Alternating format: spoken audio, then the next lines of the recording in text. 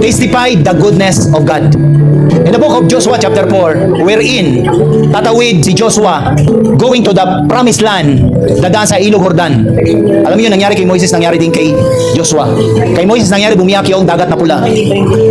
Yung Ilog Jordan, dumaan sila na tuyong lupa. In the book of Joshua chapter 4, if you read the both scripture, ang sabi ng Panginoon kay Joshua, tatawid kayo dyan, pero meron kayong gagawin. Pagtawid nyo doon sa gitna, pumulot kayo ng 12 bato. Because they were going to cross over to the new season, at pagdating nila doon sa kabilang dulo, doon sa himpilan, yung 12 bato na yan, gawin yung altar. Kubul. Purihin nyo si Yahweh, at huwag nyong tatanggalin. Written in the Word of God, upang for the next generation, yung inyong mga anak, maalala nila that once and foremost, ng lahi ni Israel ay lumakad sa dagat, natuyo ang lupa. The generation will remember. That's why testify the goodness of God. I-testify natin ang kabutihan ng Panginoon. Amen. Are we ready to testify? Sino yung gusto ng mas maraming blessing? Mas maraming blessing, mas maraming testimony. Amen. Mas maraming trials, mas maraming victory. You are obtained and declared for a greater blessing. Tandaan niyo po yan, Pam.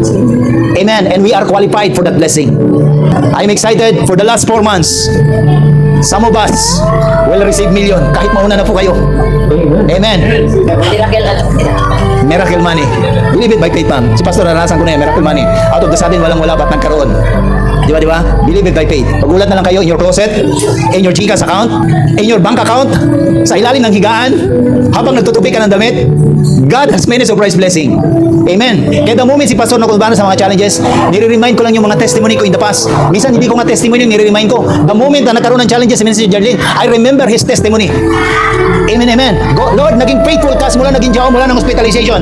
Ngayon, merong atake ang kaaway. Ang gusto lang ng Panginoon, remind your enemy that he is already in my footstool. Amen. Luke 10:19, I give you the power to tread on serpent and scorpion and over all the power of the enemy. Apakan ang ulo ng ahas at alakdan. We have the power of it, Pam. Amen. That's why the moment na sinabi mo, Lord, salamat, salamat, salamat, salamat, inapakan mo ng ulo ng kaway. Amen. Lord, I am already in a winning side. My enemy is always in the losing side. That's why our tongues need to be prophetic. Amen. Tayo po tayo in the presence of the Lord. Hallelujah. Glory to the name of Jesus. Father, in the name of Jesus, I deliver your message to people. From now on, day onwards, our faith increasing our head. Father, in the name of Jesus, we are belong to the Abrahamic blessing.